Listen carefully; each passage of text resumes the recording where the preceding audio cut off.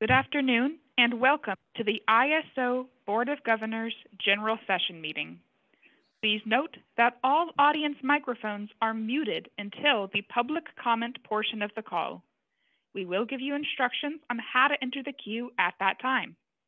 With that, I'll turn the call over to Chair Ash Bhagwat. Please go ahead. Welcome to the last board meeting of the ISO Board of Governors for 2022. We have, I think, a relatively short agenda, which is great. And welcome. Thank you for participating. Roger, turn it over to you. Yes, thank you, Chair Bhagwat. And let me start with our roll call. I understand Governor Leslie has had a few technical difficulties, so I'll save her name for last. And we'll see. Oh, look at that. Okay, excellent. I hear you, Mary. So let's go ahead with the roll call. Chair Bhagwat. Present. Vice Chair Leslie. Present. Governor Borenstein. Present. Governor Galitova. Present. And Governor Shorey. Present. Thank you. We have a full complement and a quorum, and we may proceed. Back to you, Chair Bhagwat. Okay. Start by asking for general public comment for items not on the agenda. So items on the agenda, please wait till the agenda item. Any general public comment? If you would like to make a public comment, you may place yourself in the queue by pressing the raise hand icon on Zoom located at the bottom of your screen. If you're dialed into the phone only line, you may dial #2 to enter the queue.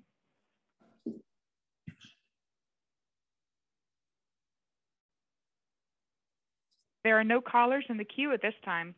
Great, then let's move on to the next item, which is the decision on the October 27, 2022 general session minutes. Roger. Thank you, Chair Bhagwat. May I have a motion to approve the October 27, 2022 general session minutes of the ISO board? So moved. Second.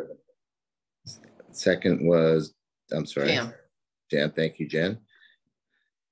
Chair Bhagwat, your vote. Aye. Vice Chair Leslie, your vote, please. Aye. Governor Borenstein, your vote. Aye. Governor Galitova. Aye. And Governor Shorey. Aye. Thank you, governors. The motion passes. Excellent. The next item is the CEO report. Elliot. Thank you, Chair Bhagwat and governors. It's nice to see you all, and to all of our partners and stakeholders across California and the West. It's nice to be here with you for this final general session of the year. It's been an extraordinarily productive and collaborative year. And I just wanted to call everyone's attention. Just yesterday, we published a little bit of a retrospective on 2022 on our Energy Matters blog on our website. Hope folks get a chance to see that, and just a deep appreciation for all the collaborative work we've been able to accomplish together over the course of this very exciting and challenging year. It's now been just about 3 months since the September heat wave. And I know all of us have had a chance to reflect on that event. Obviously a pivotal moment, a real edge case, a real extremely challenging moment. We remain very appreciative of all the work that went in over the past few years to get us ready to be able to ride through an event like that without having to resort to rotating outages. Of course, back on November 2nd, we released our summer market performance report for September, which we tried to detail some of the key elements, the increased capacity, greater coordination, the very effective operations of the energy imbalance market, imports from adjacent regions, and just general, a real wide area collaborative moment.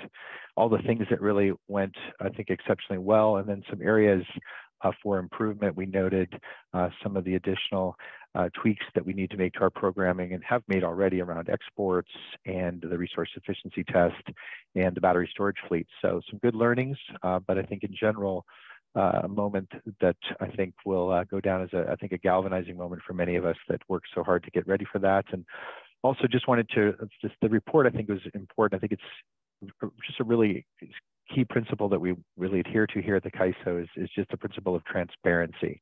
And I think when you have an event like that, it's just really important to put out this solid report, look back, learn from it, make good information, good data available. And I think that, and I certainly hope folks agree, that the retrospective report met that standard. Of course, we're now here on the edge of winter.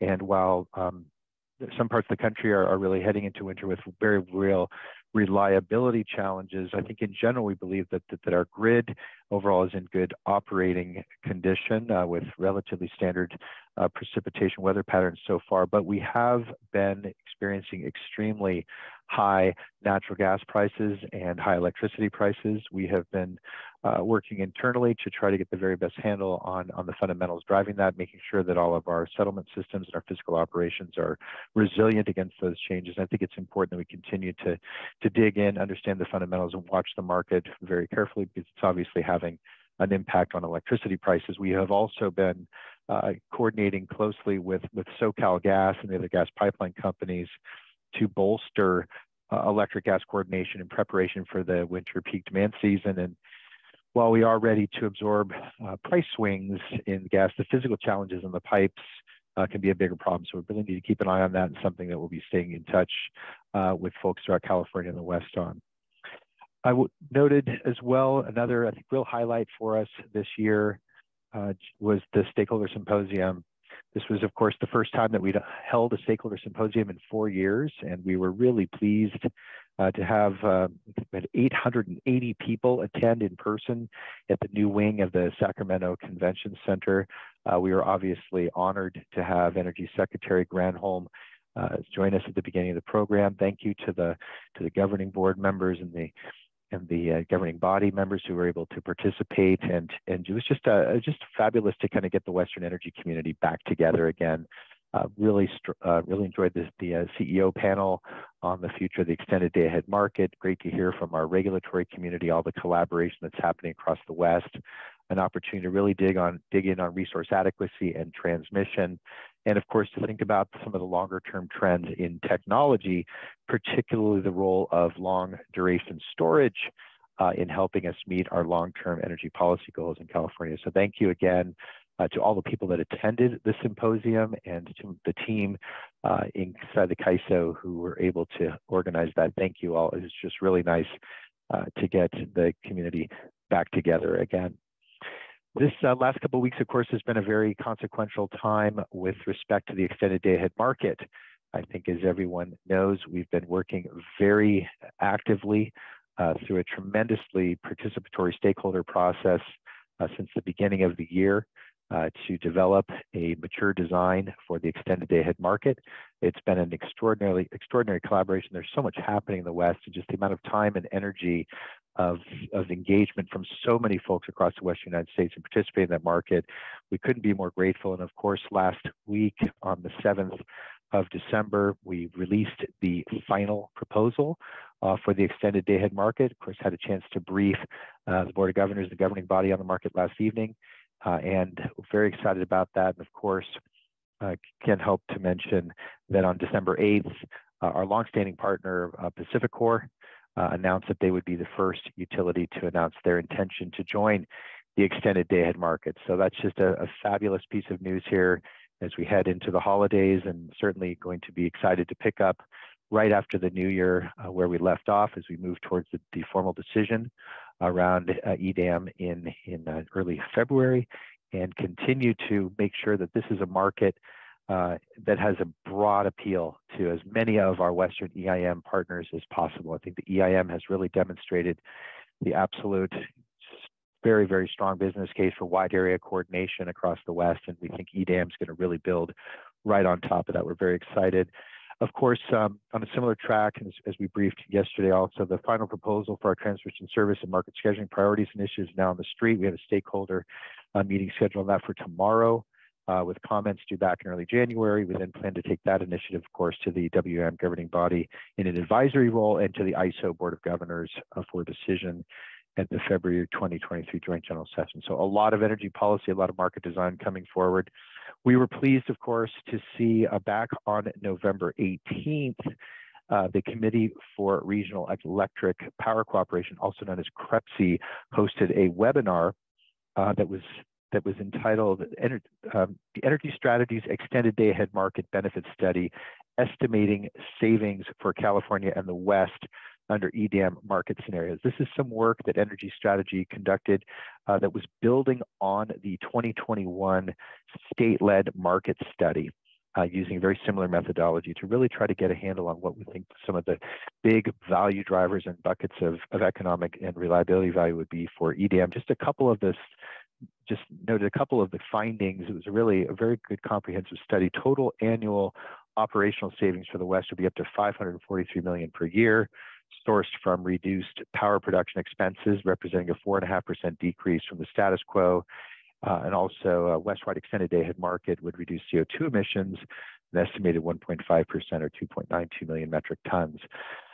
I think these are important numbers, important facts. I think continue to dive into this study and others and continue to just work to bring as many people as possible to optimize that market is going to be obviously a central focus of 2023 and beyond. I will note that on the same day that we released the final proposal for the extended day-ahead market, the WEIM Governance Review Committee released their draft final proposal as well. And this just represents another extraordinarily important work stream to now extend the joint authority model that's been in place last year and change into the EDAM environment.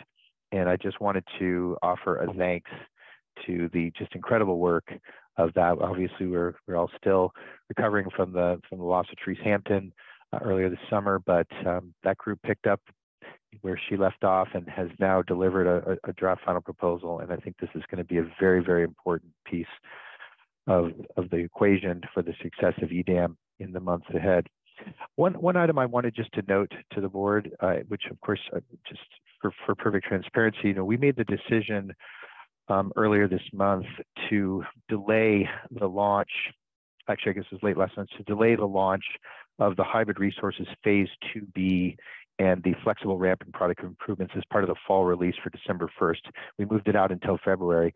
One thing I just want to note, we've been spending a lot of time inside the ISO. The ISO is always such an extraordinarily busy organization. We have so many initiatives going on, and we've been really focusing on making sure, A, that we're prioritizing our most important work, getting it resourced effectively, and just honestly making sure that if we have a release, that the user acceptance testing inside with our operators and also the customer readiness, they need to be at a high standard of excellence before we're ready to release. And we, quite frankly, we just weren't there. And I regret a bit that we waited so late in the schedule to notify folks, but we just finally decided that it made better sense to get a few more things sorted out, tighten up the testing and the readiness, and come back in February to produce that, to put that out formally. So appreciate the feedback, the understanding, but this is an absolute commitment to quality and readiness, and we do intend to make our final decisions for going live by mid-January so that we can make sure that if there are any last issues that folks have sufficient advance notice on that.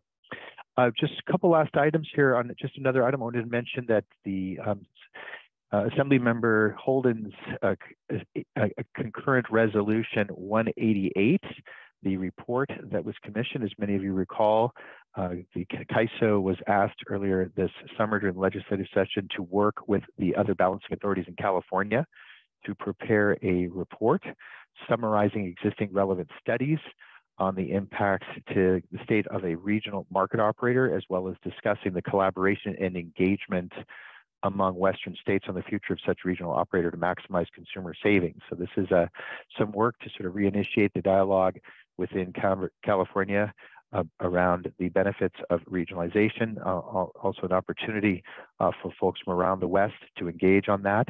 The study is actually being conducted, it's a synthesis of existing studies. It's being conducted by the National Renewable Energy Laboratory. The first version of that is going to be released next week, and it will be out for public review, and then we'll host a stakeholder call in early January before sending that final report to the legislature towards the end of February, no later than the 28th. So that's going to be an important work stream for 2023, and we're really looking forward and certainly appreciate the engagement and interest of Chair Holden on that topic. Finally, just note, just wonderful, as we discussed earlier this week, the end of October the Western Energy Imbalance Market benefits, this reached an all-time high of $526.5 million in quarterly benefits during the third quarter of 2022. And we now, I think, have had official word from from our staff and in market analysis that we've exceeded the $3 billion mark on EIM benefits. It's a pretty remarkable accomplishment.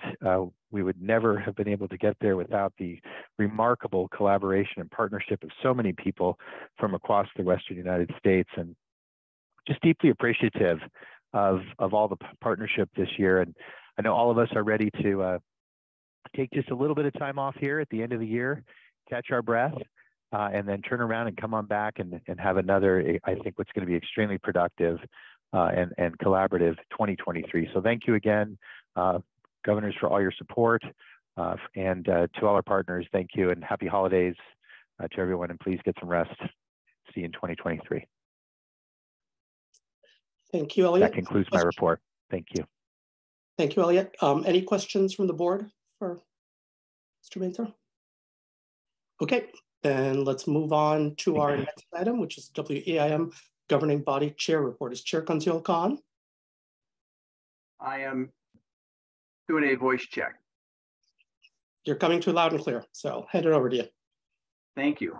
Chair Bhagwat, Vice Chair Leslie, and governors, good afternoon, and thank you for allowing me to provide an update on the governing body. My report today will cover the governing body meeting that took place 2 days ago on December 13th. Elliot provided a CEO report covering issues and activities since the last governing body meeting, and since they cover many of the same items he just addressed, I will not go into any details. Next, Nevada Public Utility Commission Chair Haley Williamson, the Vice Chair of the Body of State Regulators, provided an update on BOSHR activities. Vice Chair Williamson covered several items in her update, and I'd like to highlight just a few of those. First, the BOSHR had substantial participation in last month's symposium, which many of you were there and observed. The BOSHR submitted comments on the RSEE2 proposal that we addressed yesterday. As a reminder, the BOSHR comments reflected general support of the RSEE2 proposal. Next, the BOSHR has had active participation in the EDAM initiative. And as you are all well aware and heard yesterday, the BOSHR has also been active in and with the GRC on development of the governance changes to support the EDAM proposal. Next, Vijay Saitel, chair of the Regional Issues Forum, provided a report on the RIF November in-person meeting. The meeting was held at the Sacramento Convention Center the day prior to the symposium. In a first for the RIF, under their new authority under the GRC recommended changes that we approved last year, the RIF submitted formal comments on the GRC EDAM governance proposal. And the good news is every RIF sector endorsed the comments. The RIF is working with legal to allow the governing body to meet with the sector liaisons in an open meeting forum. And they're calling this a roundtable conference, and they hope to implement something along this lines in 2023. Our next item is the governing body approved Annie Campbell as the governing body representative to the nominating committee. You just heard Elliot talk about benefits, and staff provided us with an overview of the WEIM benefits for the third quarter. And as Elliot just noted, that officially the $3 billion mark was exceeded in October, a real major milestone, something that I think everyone should be very pleased about. The governing body received their first briefing from the market expert, Susan Pope. Susan was requested by the governing body to focus on two aspects of the Resource Sufficiency Evaluation Enhancement Phase 2, the RSEE2 proposal that we approved yesterday. I know that you didn't hear it, but or get a chance to see the material, but Susan addressed the issues of HASP, LPT exports, and energy assistance transfers. Susan covered a number of details and issues, but as I noted yesterday, the bottom line was she supported the initiative as the whole. No public comments were received at the meeting on the market expert opinions. So at this point, I'd like to apologize that you did not receive the written material she developed. And I am taking steps to make certain that you do receive that material in the future, starting with the next meeting. I'm also doing the same thing in how the material is communicated to stakeholders and how it's posted. Implementing the market expert for the governing body has been and will continue to be a learning experience. And our focus will be to continually improve this process for us and for the stakeholders who are following that information and material. Then lastly, at this meeting, we heard from staff regarding updates and changes on key policy initiatives. Anna McKenna briefed the governing body on the status of issues of EDAM, DAME, and transmission service and marketing scheduling priorities. Anna briefed the governing body on the calendar adjustments for seeking approval of these items. And as we all can see, that February 1st is going to be significant. So this concludes my report, and I'm happy to respond to any questions you might have. Any questions? All right, thank you very much, Rob. Thank you. Our next item is the decision on participating transmission owner applicant Transwest Express. Neil. Good afternoon, and thank you. Today, it's my pleasure to introduce Deb Levine, our Director of Infrastructure Contracts and Management, who will be seeking your approval today on a decision item that is an interim step in moving forward with the Transwest Express project. As Deb will explain, Transwest Express is a merchant transmission project seeking to bring Wyoming wind generation into the ISO footprint. It is also seeking to be a participating transmission owner, which will provide operational benefits to Transwest Express, its subscribers, and ISO members. I want to thank Deb, Chris Sibley, and Riddy Ray, as well as John Anders from our legal team, for their creativity and flexibility in working with Transwest Express. And I also want to thank Transwest Express for their openness and collaboration on these issues. With that, I'll turn it over to Deb. Thank you. Thanks so much, Neil. Good afternoon, governors. As Neil just said, this is a unique opportunity that the ISO has to expand, in essence, our grid, one, and two, the way that participating transmission owners come into the ISO. The uniqueness is that Transwest Express has already gone through a public solicitation and sold the rights of their transmission line from Wyoming to California. And then they'll be looking for off-takers for that wind generation.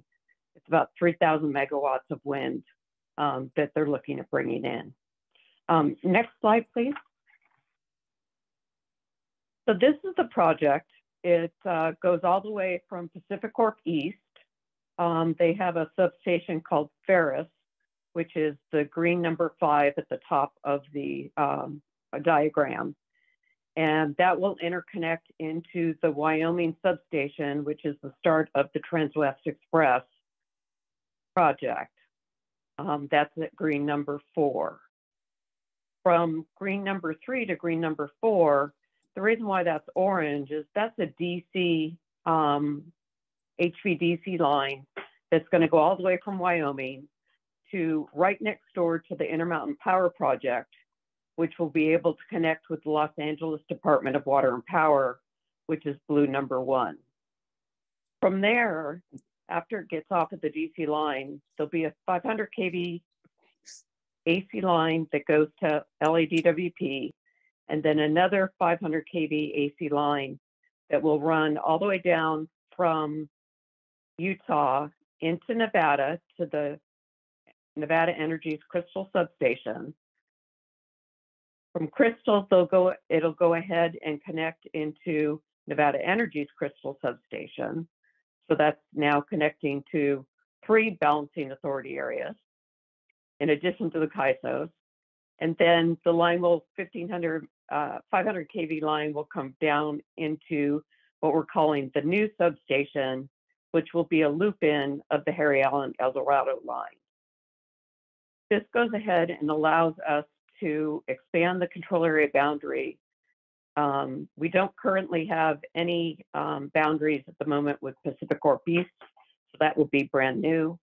It'll expand our transfer capabilities with Nevada Energy, SRP, Arizona Public Service Company, and obviously LADWP. Next slide, please. So Transwest Express went ahead and provided us an application in accordance with the Transmission Control Agreement. And the TCA is very specific as far as the process is concerned that needs to be followed to allow an entity to become a participating TO. There's in essence 5 steps. Step number 1, they submit their application to the ISO. 2, we post the application. 3, the ISO board authorizes the ISO's acceptance of the application. 4, the transmission owner or the participating TO has to execute the transmission control agreement and file a transmission owner tariff. And then upon FERC approval, they'll transfer operational control of the transmission over to the ISO and become a participating transmission owner. Next slide, please. So to meet those 5 steps, what Transwest did is they went ahead and, as required, they submitted a notice of intent in July, and we posted their application on July 21st for stakeholder comments that were open. It's open for 60 days, so they're allowed to provide comments within the 60 days of the posting. We did receive comments, but the comments were on the subscriber, what we're calling the subscriber PTO model, which is where the participating TO comes in with a line that's subscribed in one direction, versus a participating TO like Pacific Corp a number of years ago had. We've had discussions with them about joining as a participating TO. Being a vertically integrated utility, they're in a different situation. Their transmission access charge would in essence be incorporated as part of our transmission access charge. What Transwest is proposing is, since they've already sold the rights from north to south and therefore gotten the revenue to build it, they're not going to be including any of their transmission costs in our transmission access charge.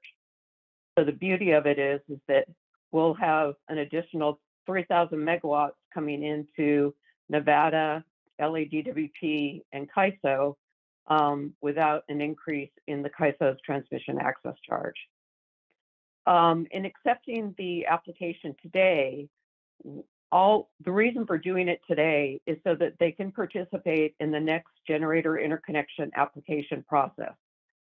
So at the moment, there's 3,000 megawatts sitting up in Wyoming that needs to go through our generator interconnection process.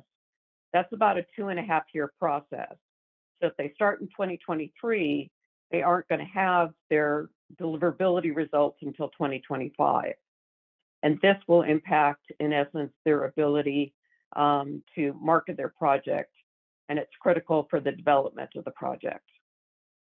So what we're requesting today is conditional approval, where Transwest Express will be a participating TO.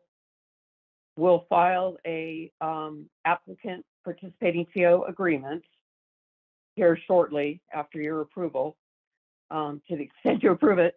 And then the execution of the transmission control agreement, the acceptance of the TO tariff. Since the line isn't going to energize until 2027, those documents are likely to be actually executed and filed out in 2026. And the other condition, obviously, is a satisfactory development of the subscriber PTO model.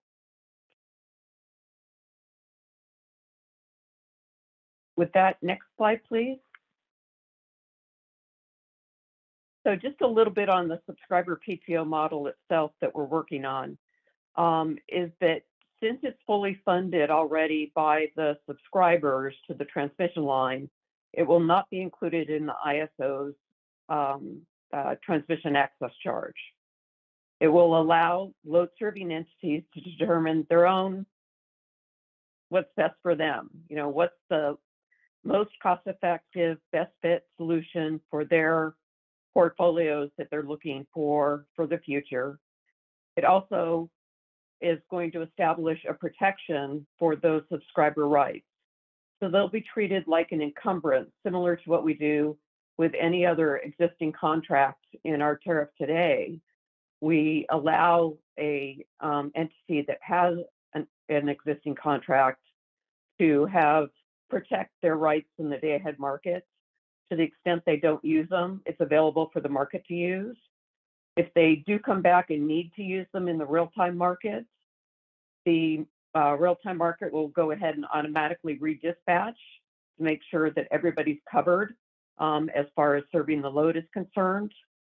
And the other thing that's different about this is we are going to have a charge for non-subscribers to the extent that they do use the transmission line.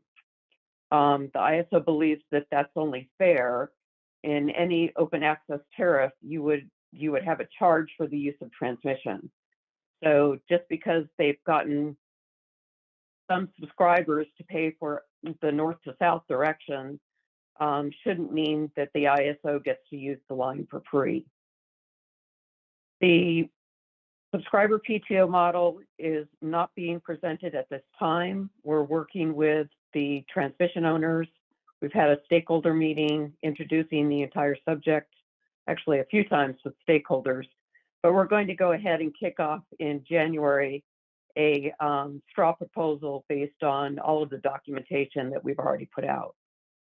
So the only thing we're seeking today is approval of Transwest Express as a participating TO so that they can then get into the next cluster process and participate in both analyzing the generation interconnection and also make sure that the project is studied as part of the transmission planning process. With that, does the board have any questions for me? Any questions? I have a question. Yeah. Deb, thank you so much for this presentation. I think this is super exciting. The idea that we're going to get 3,000 megawatts on our way to California, some of which will go other states, but come back in, I think, to California, at least at IPP. This is an exciting deal. And my question is, when will you be ready to bring the subscriber PTO model to the board? I'm hoping that we can go ahead and get the subscriber PTO model to the board sometime mid-year next year.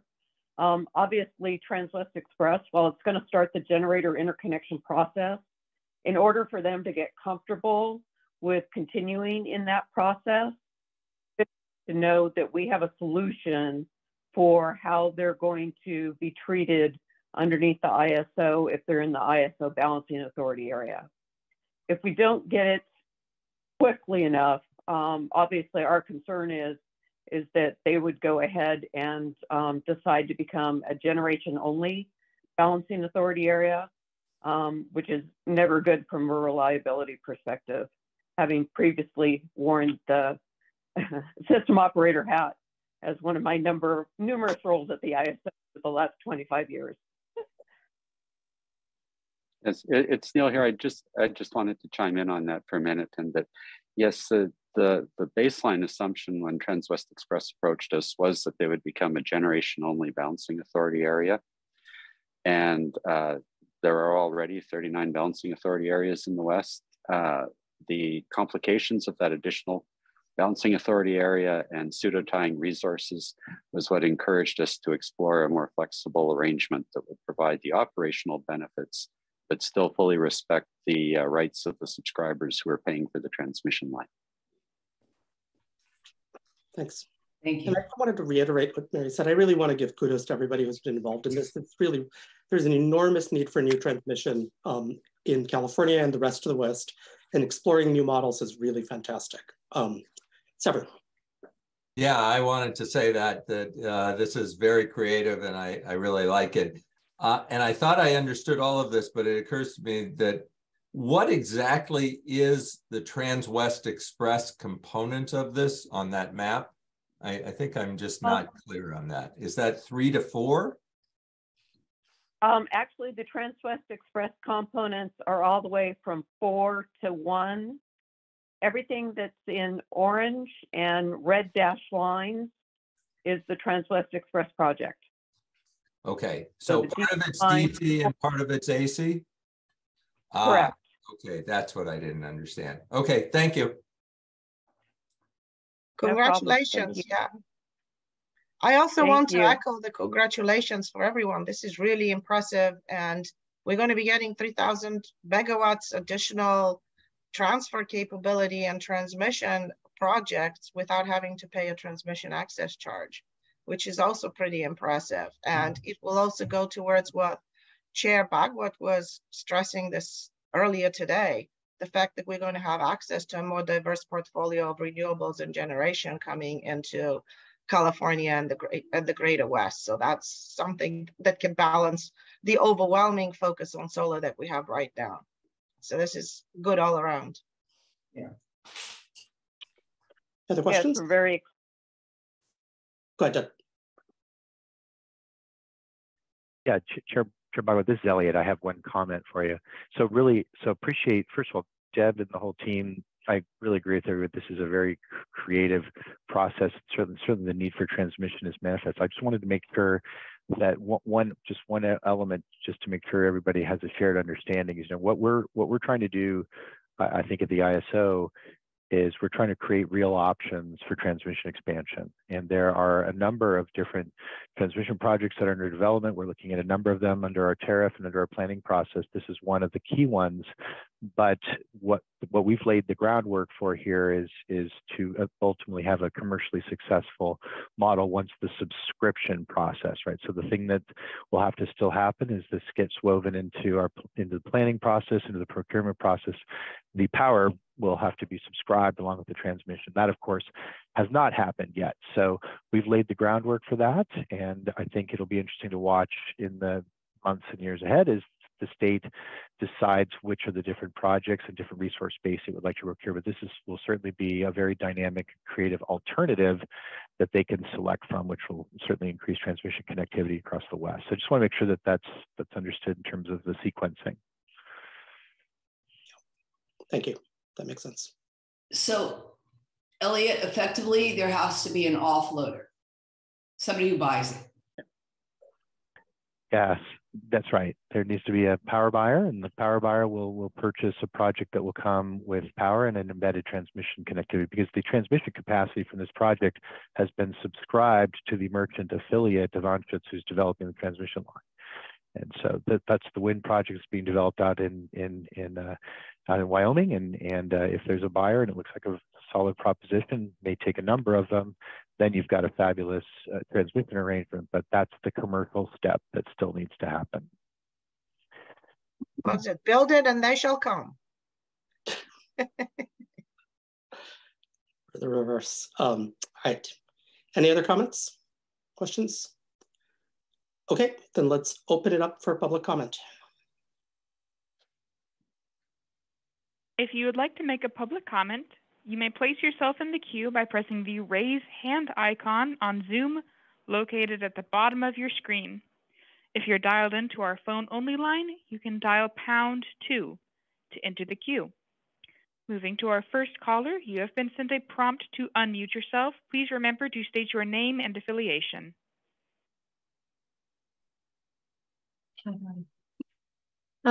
Good afternoon. I'm Roxanne Peruso with Transwest Express.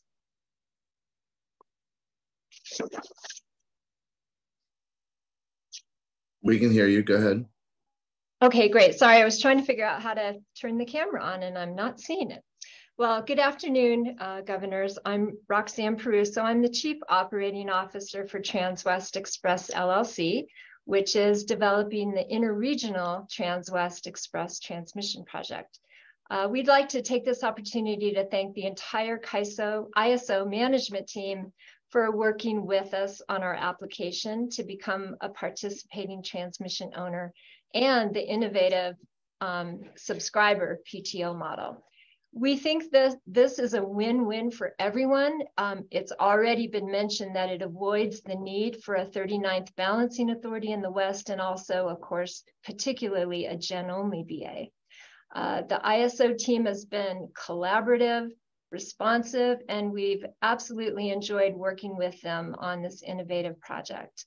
We're here in force today. I just want to let you know that joining me, I have our CEO, Bill Miller, our Director of Business Development, Dave Fuller, and our Director of Engineering, David Smith. We wanted you to know how important this is to us and how really happy we are about this.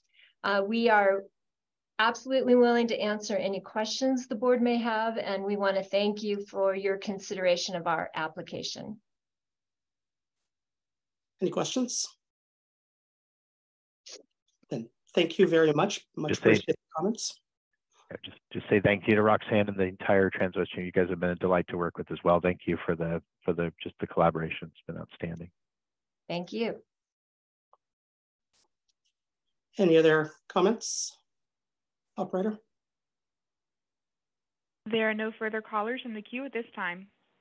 Okay, then I think, Roger, we're ready for a motion. Thank you, Chair Bhagwat. Move that the ISO Board of Governors approves the ISO's acceptance of the application of Transwest Express LLC for participating transmission owner status, conditioned on 1, Transwest Express LLC executing the transmission control agreement, and 2, the Federal Energy Regulatory Commission's acceptance of a transmission owner tariff as set forth in the memorandum dated December 7th, 2022. Can I have a motion, please? So moved. Second. Thank you. Chair Bhagwat, your vote? Aye. Governor Bornstein? Aye. Governor Galitova? Aye. Vice Chair Leslie? Aye. Governor Shorey? Aye. Thank you, governors. The motion passes. Thank you. Moving on to our next item, which is the decision on the 2023 budget. Mr. Sigesio. Good afternoon, governors. We're here today to ask for your approval on the draft final version of the 2023 revenue requirement, also known as the budget. April Gordon, our Director of Financial Planning and Procurement, is here to walk you through a brief summary of the revenue requirement. I'm happy to report that it is largely identical to what we reviewed with you at your last meeting in October on the draft version, as well as what we reviewed with stakeholders in early November. It's been a final few tweaks on the budget, but April will walk you through this now. So take it over, April. All right, thank you, Ryan. Good afternoon, governors. Next slide, please. So for the highlights in the 2023 revenue requirement, we're looking at a $17.1 million increase, and that's primarily driven by the O&M budget, which is going to see a $27.7 million increase due to inflationary pressures that we're seeing in the labor market, as well as 52 new positions. The offset to some of that is going to be coming from our other revenue categories, specifically the reliability coordinator services and the WEIM administrative services. We're also going to be decreasing our collection of capital, and you're also going to see a sizable return on our operating cost reserve adjustment credit. Next slide, please. And the slide in front of you gives a breakdown of the components of the revenue requirement. As Ryan mentioned, there was a slight increase in the revenue requirement due to a need for funding for additional positions, 2 additional positions since the last draft of the revenue requirement that you saw.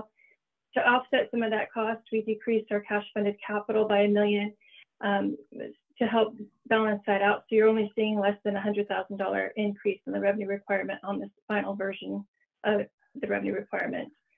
The 5 components, the first 3 represent the California ISO's needs to support our staff and our resources, as well as for our debt service and our projects. The last 2 components are offsets to that, so that we actually have a net revenue requirement that we're asking for approval on today. On the operations and maintenance budget, as I mentioned, you're seeing a high lift there of $27.7 million. Our debt service is going to be level at $14.7 million. Our cash funded capital is going to decrease by $9 million. We'll go more into these details in the coming slides. Now, for our other costs and revenues, we're seeing a 7% increase to $3.9 million.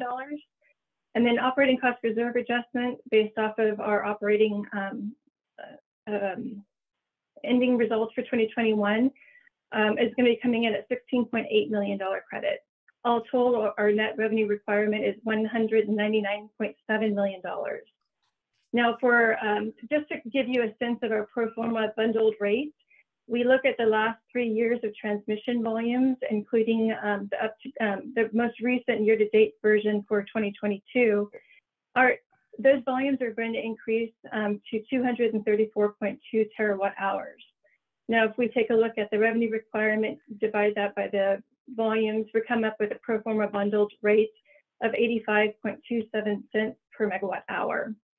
Now that amount right there is just an example of what one company could anticipate paying, although this is going to be including for market services, system operations, as well as CRR services.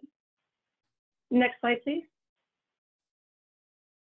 The O&M budget, this is our largest component of our revenue requirement. As I mentioned, we're seeing a $27.7 million increase on this component, primarily due to those upward labor costs and the labor market, as well as to the 52 new positions.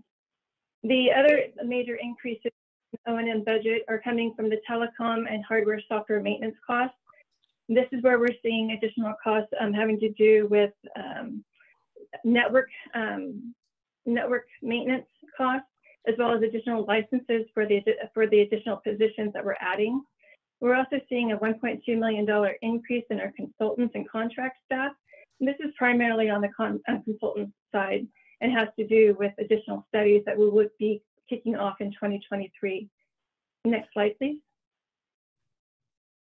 As I mentioned earlier, our debt service is going to be level set at $14.7 million in 2023. At the beginning of the year, we're looking at an outstanding principal of $165.4 million. That $14.7 million component is broken down between the debt payments that are due to bondholders of $11.7 million, as well as $3 million to be collected as part of the reserve. The bond is set until 2039. However, we do have the ability to call it in 2031 if the rates are reasonable and preferable. Next slide, please. Our cash funded capital going into 2023 is going to be $21 million. Although it's $21 million, we are going to set our project budget at $25 million. To cover that delta between the amounts collected and the amount of the project budget, we will be pulling $4 million from our reserves, our capital reserves. That reserve balance has been growing since 2010 when we created it, and this gives us the opportunity to use it as it was intended. Next slide, please. Our other costs and revenues are going to increase by $3.9 million in 2023. This primarily has to do with the reliability coordinator funding requirement. As our GMC revenue requirement grows, this funding requirement grows as well. So we will be seeing a $1.7 million increase for the reliability coordinator funding requirement. We'll also be seeing a $1.2 million increase in our WEIM administrative charges. And this has to do with the 3 new entities coming on board next year, which are El Paso Electric, Avangrid, and then we also have another one joining as well. Next slide, please. Our operating cost reserve adjustment is going to be $16.8 million going into 2023. This is primarily due to the favorable conditions of 2021's collections and spend results. We're also going to be seeing about a $2.7 million decrease due to the additional O&M budget. And then we'll be seeing a $2.9 million section for the debt reserve going into from the prior year. Next slide, please. Now with the higher revenue requirement, we will be seeing higher rates across the board. What you'll see in front of you are the grid management charges broken down by their individual components, as well as the supplemental service rates. All of the charges that you see are seeing an increase going into next year. And this is compared to the most recent 2022 rates that we have posted. All other rates and fees will remain the same amount. Next slide, please. Now, just to take you back a little bit from where we started this process, we kicked off our initial stakeholder meeting end of July. And between then and October, we had our internal budget process. October 25th is when we posted our draft version of the budget. We brought that draft version to you for your review and consideration 2 days later. We had our follow-up stakeholder meeting early in November. And during that meeting, the comments that the questions that we received had to do primarily with budget or project budget or scope questions. Nothing that would give us the sense that the budget was not actually disfavorable from the stakeholders' perspective. We finalized our internal budgeting process between then and now. We are bringing it to you for your review and consideration as well as approval. Based off of your approval, we will post the rates December 21st. And with that, I'd also like to give a thanks to the budget owners within the California ISO, as well as the budget coordinators for pulling this budget together, given all of the bumps that we received during this process. Thank you for your time. Thank you, April. Any questions from the board? Okay, seeing none, let's open it up for public comment. If you would like to make a public comment, you can press the raise hand icon on Zoom at the bottom of your screen or dial #2 on our phone only line.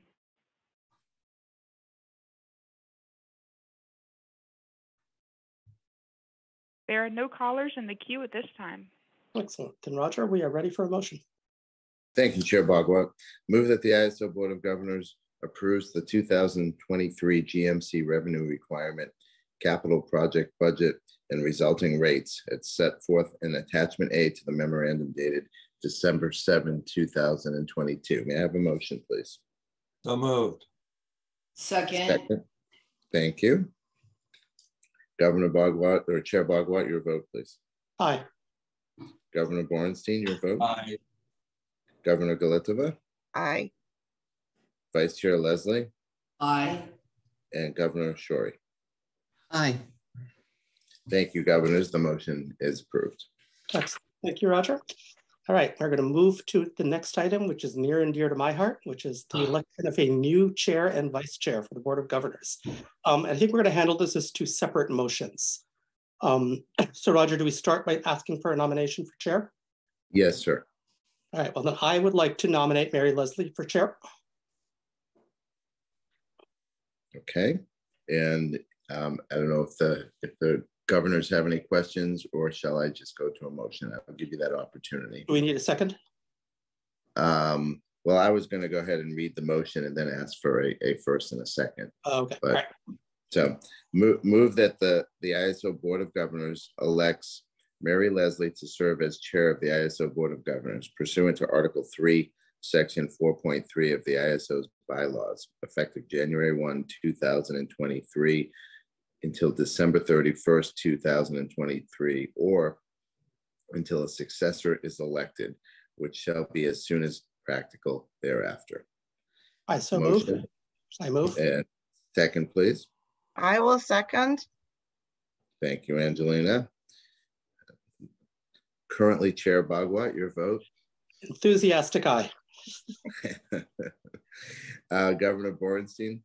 Equally enthusiastic. Governor Galitova. Well, it's full of enthusiasm also, aye. Current Vice Chair Leslie, and you can't say no, I'm just telling you. But Yeah, Vice Chair Leslie. I'm honored. Yes, I will. I accept. Aye. And Governor Shorey. Let's make it unanimously enthusiastic. Absolutely. And I am going to, since I have the microphone and I'm talking, I want to congratulate you, Chair Leslie. You'll make a fabulous chair, and I'm excited to work with you even closer. And the motion is passed. Now we go on to the next part. Current Chair Bagua. Seeking nominations for vice chair. Yes. I would like to nominate Governor Shorey to become vice chair of the Board of Governors. Any thoughts or further before I go forward with a motion, or is there? I think we're ready. Okay, excellent. Thank you. And I would like to do that enthusiastically. I am doing that enthusiastically. So should I include that in the motion? Move that the ISO Board of Governors elects Governor Jan Shorey to serve as Vice Chair of the ISO Board of Governors, whose role will include substituting for the chair when the chair is unable to fulfill her duties, for example, due to conflicts, absence, or unforeseen reasons. Effective January 1, 2023 to December 31st, 2023, or until a successor is elected, which shall be as soon as practical thereafter. Can I have an enthusiastic motion, please? Governor, that should be you. Can I enthusiastically move it, Roger? Okay, and a second? Enthusiastically second. Okay, and I appreciate your enthusiasm. After 3 long days, we need a little bit of lightness, right? Chair Bhagwat, your vote, please. Enthusiastic aye. Governor Borenstein. Still enthusiastic aye. Governor Golitseva. Very enthusiastic aye. And may I point out that this is yet another historic moment in the history of the board of the California ISO, because for the very first time, due to this rotation that we've implemented on an annual basis, we have a female chair and a female vice chair, which has never happened before. So as the first female chair to be the board, to be a board chair, I'm very happy to see a female chair and vice chair ascend to the board as well because of this policy. So super enthusiastic, yes, aye. Noted. And soon to be Vice Chair Shorey, your vote. I'll be happy to help Mary. Yes. Yes. And now you got me discombobulated there, Angelina. So Mary, did I take your vote? I don't think I did. No, you did not, because I have not expressed my great gratitude that you okay. Well, I saved you for last. Bless you. Future chair. Bless you. So please go ahead. With great gratitude, I vote aye. That Jan Shorey will be the vice chair. Excellent. Well, I once again, having the microphone in front of me, will congratulate you, Jan, and really love working with you and super excited to have you as our vice chair. And with that, the motion passes. And I think we have one more item on the agenda, and I imagine the last item for Chair Bhagwat, he will excitedly and enthusiastically handle. Exactly. Informational reports, any questions from the board? No, but can I be as bold, Osh, to take a moment to thank you for your leadership this last year and express our deep sorrow at your family getting to spend more time with you. that you will be sorely missed. And well, he's not going anywhere for another couple of months. I get it, but I feel like Ash, after the 4 years Severin and I have been on this board, that he took leadership last year, and I think he did a terrific job, Angelina, after you, who also did a terrific job. But anyway, I just want to say that to you, Ash, that I think you did a really good job, and we will be calling on you. Thank you very much. Very, very much appreciated. And I should mention, I was about to say this anyway, is that as Mary was referring to, as many of you are aware, my term, not only is my term as chair end on December 31, but my term on the Board of Governors ends, and I have not sought reappointment.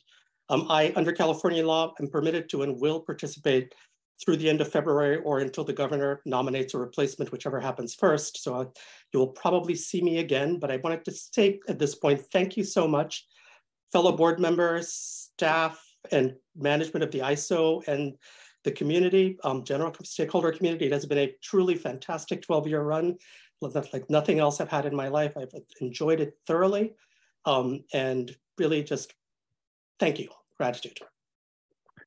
And I'd like to offer on behalf of all of us at the ISO as well. It's just been an honor to serve under you, and thank you so much for your leadership and just the deep commitment to the ISO and to our customers and stakeholders. So thank you and congratulations.